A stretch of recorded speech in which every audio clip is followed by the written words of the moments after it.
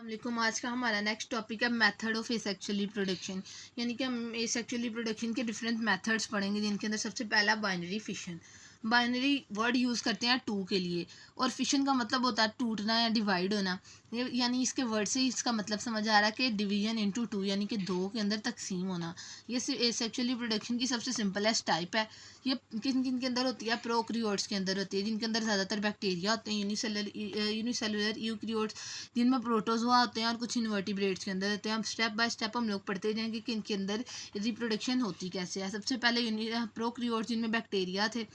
Bacteria के अंदर पढ़ें तो क्या होता है, ये भी हम 4 स्टेप्स के अंदर इनकी रिप्रोडक्शन होती है। सबसे पहले एक पेरेंट बैक्टीरियम होता है, उसके अंदर जो इसका डीएनए मौजूद होता है, वो इसके अंदर न्यूक्लियस मौजूद नहीं होता, क्योंकि ये प्रोक्रियोट्स होते हैं। इसलिए इनका जो डीएनए होता है ना, वो रेप्लिकेट करता है, अपनी कॉपी बनाता है। दोनों कॉपीज जो उनसे होती हैं, वो एक दूसरे से पहले चिपकी होती है, बाद में अलग अलग होती हैं, अलग अलग पोल्स की तरफ मूव करती जाती हैं।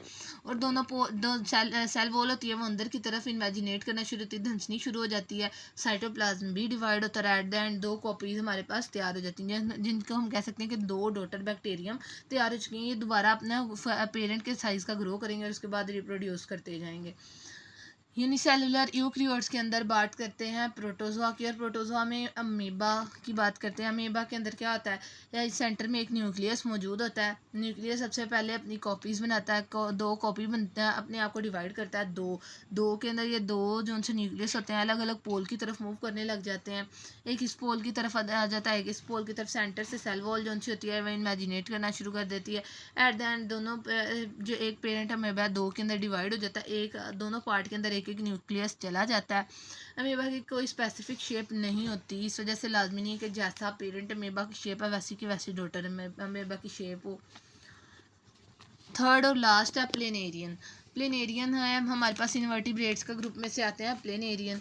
एक प्लेनेरिया है, पेरेंट प्लेनेरिया। इसके अंदर क्या है, कोई न्यूक्लियस या डीएनए वगैरह नहीं होता है। इसके अंदर सिंपली बॉडी जो है दो हाफ्स के अंदर कट हो जाती है, जिसको हम लोग फ्रेगमेंटेशन भी बोल सकते हैं। बॉडी दो हाफ्स के अंदर कट हो चुकी है, जो रिमेनिंग पार्ट हैं वो अपने आप को रीजनरेट कर देते हैं।